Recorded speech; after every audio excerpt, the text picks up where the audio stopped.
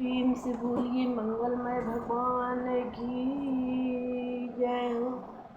जय जय मायापति की जय हो। अब मैं आप लोगों को सुखसागर ग्रंथ का 10वें स्कंध का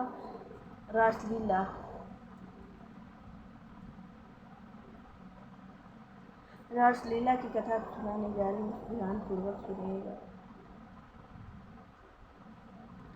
श्री सुखदेव जी बोले, हे परीक्षित, वह शरद ऋतु थी जिसमें बिना समय के ही बेला, चमेली, मल्लिका आदि सुगंधित पुष्प प्रफुल्लित होकर महक रहे थे। उस समय आप अपनी योग माया का आश्रय लेकर अपने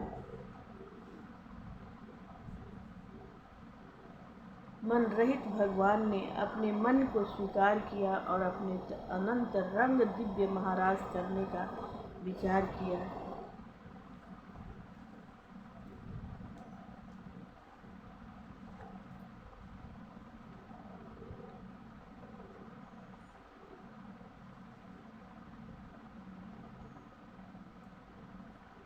भगवान श्री कृष्ण चंद्र ने चीर हरण के समय जिन रात्रियों का संकेत अपनी प्रेयसियों गोपियों से किया था, वे सबकी सब रात्रियां पुंजीभूत अति एकत्रित होकर एक ही महारात्रि के रूप में प्रबोधित हो रही थी। भगवान श्री कृष्ण चंद्र ने उस शरद पूर्णिमा की रात्रि को देखा और उसे देखकर दिव्य बनाया। उन्होंने अपनी अचिंत्य महाशक्ति योग माया का आश्रय लेकर रास क्रीड़ा करने का विचार किया। उन गोपियों को उसका निर्मित बनाया। हे परीक्षित, यहाँ पर तुमको मेरी उस बात को नहीं भूलना चाहिए जो मैंने चीर हरण लीला में तुमसे कही है। वे गोपियाँ कौन थी? वे गोपियाँ कौन थी? इस बात का वर्णन मैं तुम्हें उस चीर हरण लीला में कह चुका हूँ। उसका ध्यान अवश्य रखना चाहिए। ये गोपियाँ वे ही वेद की रचाए योगी जन हैं जिन्होंने कल्प कल्प तक भगवान के साथ क्रीड़ा करने के लिए तप किए हैं। मिथिला, अयोध्या, कौशल, श्वेत द्वीप, ब्रह्माद्वीप आदि की गोपियाँ थी जो भगवान रामचंद्र जी पर मोहित होकर उनके साथ रमण करना चाहती थी। उनके मन के संकल्प को जानने वाले भगवान राम ने उन्हें कृष्णावतार में उनकी मनोकामना पूर्ण करने का वरदान दिया था। वही समय अब आ चुका है। वे उनके अनंत रंग दिव्य महारास में सम्मिलित होने योग्य हो गई हैं। उन्होंने भगवान श्री कृष्ण के दर्शन कीर्तन, उनके जन्मों के सभी पाप तथा प्रारंभ के फल नष्ट हो चुके हैं। अब जो शेष रह गए हैं वे उनके स्पर्श करने से नष्ट होंगे। अभी तक उन गोपियों को उनके स्पर्श करने का सौभाग्य प्राप्त नहीं हुआ है। इसी कारण वे भगवान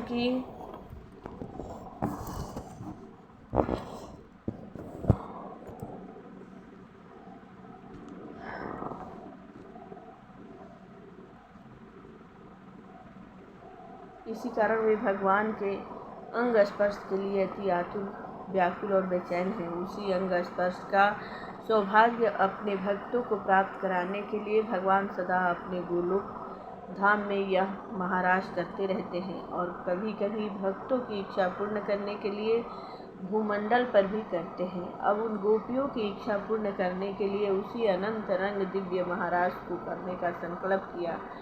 भगवान श्री कृष्ण के महाराज का संकल्प करते ही चंद्रमा ने प्राची दिशा में प्रकट होकर अपनी शीतल किरणों से सारे विश्व को शीतल कर दिया और अपनी ज्योतिमयी किरणों से सर्वत्र रजत चांदनी बिछा दी। वह पूर्णिमा की रात्रि थी। चंद्रमा का मुखमंडल लक्ष्मी जी के समान शोभा पा रहा था। उसकी सुंदर किरणों से सारा वन प्रेम के रंग में रंग रहा था। चंद्रमा ने सर्वत्र अमृत का समुद्र उड़ेल रखा था। भगवान श्री कृष्ण चंद्र ने उस महावन और उस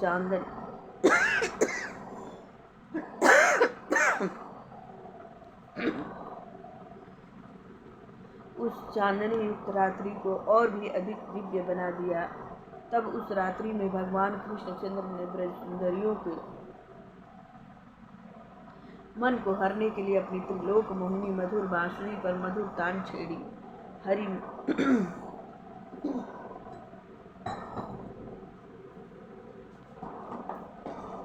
हे प्रभु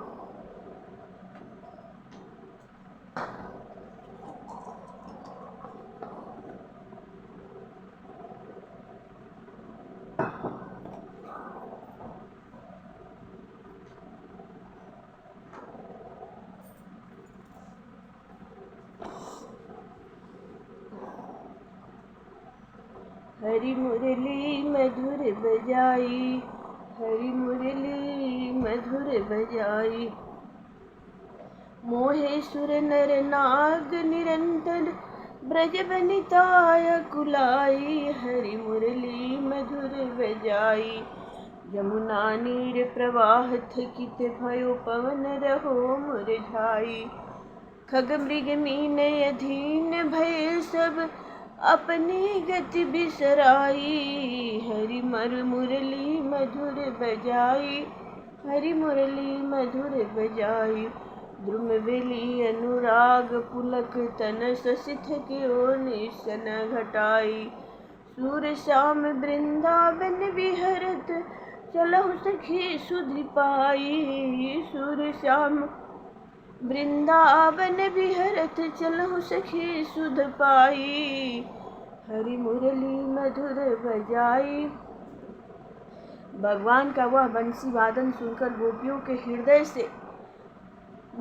के हृदय में भगवान की प्रति प्रेम, उनसे मिलने की आकांक्षा प्रकाष्ठा का उल्लंघन कर गई। वैसे तो श्याम सुंदर ने गोपियों के मन को पहले से ही हर लिया था, किंतु अब तो उनके मन से संसार का भय, संकोच, धैर्य, मर्यादा आदि सभी समाप्त हो गई। बंसी की ध्वनि सुनते ही गोपियों की दशा विचित्र हो गई। गोपियाँ बोली, आज बन बेनु बजावत श्याम, आज बन बेनु बजावत श्याम।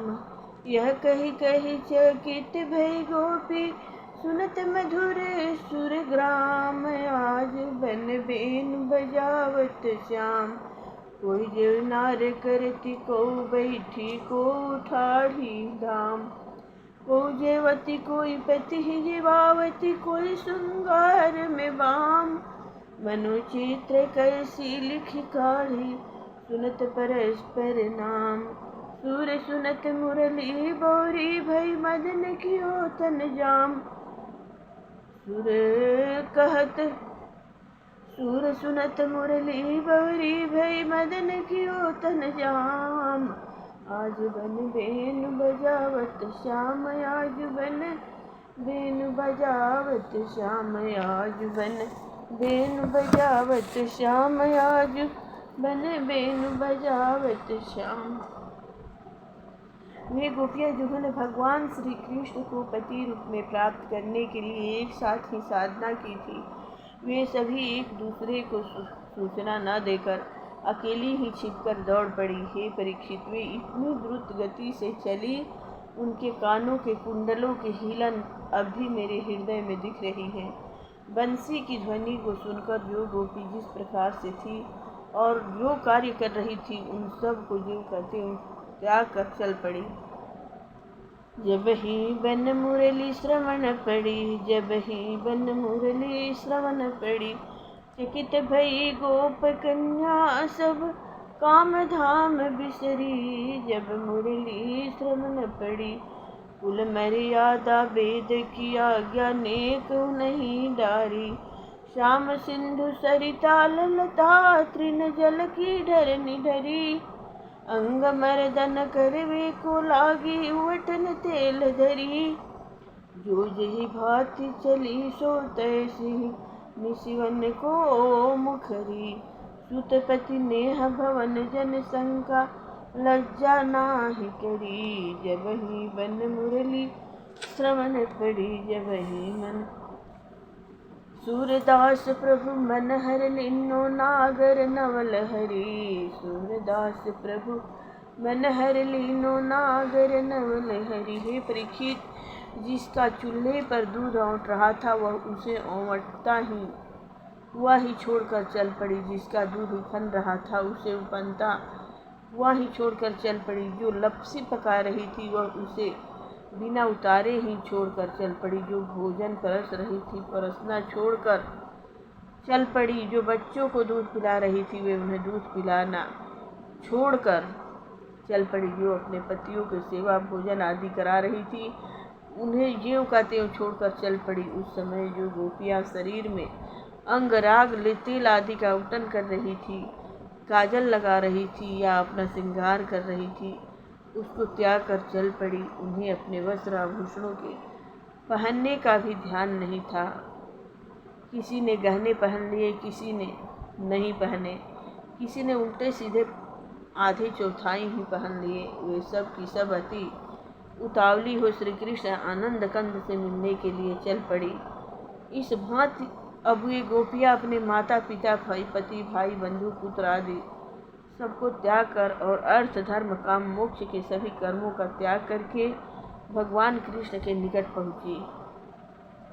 जब उनके पतियों पिता माताओं तथा भाई बंधुओं ने उन्हें रोका तब वे उनके रोकने पर भी नहीं रुकी। जो गोपियाँ अपने गृह में थी और उनके पतियों ने उन्हें बंद कर दिया था वे वहीं पर अपने नेत्र बंद करके भगवान कृष्ण में तन्मन्य हो गई। उनके रूप सौंदर्य तथा लीलाओं का ध्यान करके भगवान कृष्ण की पूजा मिली।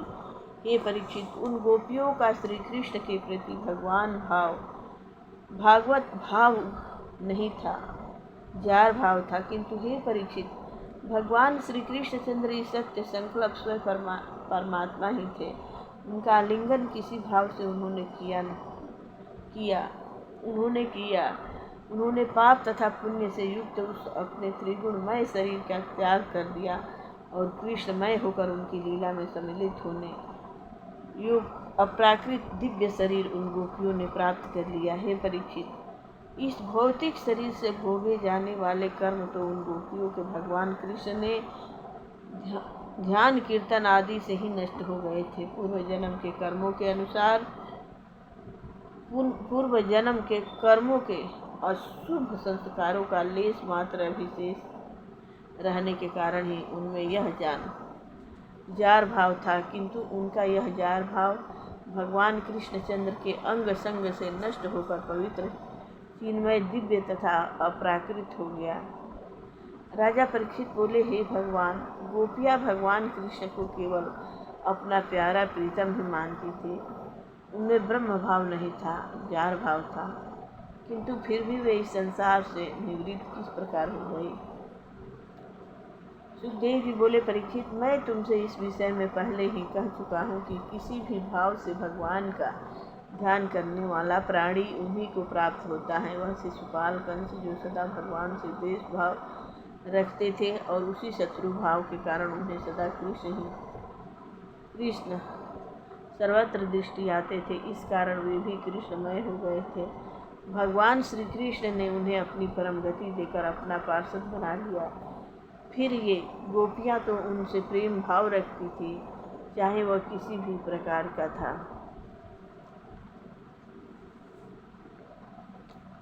उन्होंने अपना सर्वस्व उन्हें दे दिया था। वे उनकी आनंद प्रेमिकाएं थी। यदि वे भगवान कृष्ण को प्राप्त हो जावें तो इसमें कौन सी आश्चर्य की बात है। उन्होंने अपनी जो यह प्रेम लीला प्रकट की है उसका केवल यही तात्पर्य है कि उनके भक्तजन उनसे चाहे किस प्रकार का भी काम क्रोध भय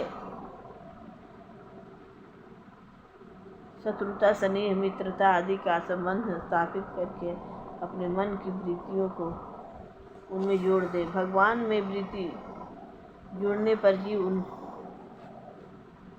उन्हें प्राप्त कर लेता है। हे परीक्षित, तुम जैसा परम भक्त को भगवान श्री कृष्ण के प्रति संदेह की धारणा नहीं करना चाहिए। वे सत्य संकल्प तथा अपनी भ्रुकुटी मात्र से संकेत के जगत का कल्याण करने वाले हैं। हे परीक्षित, फिर उन गोपियों का क्या कहना है जो उनकी सर्वस्व थी और भगवान कृष्ण उनके लिए सर्वस्व थे।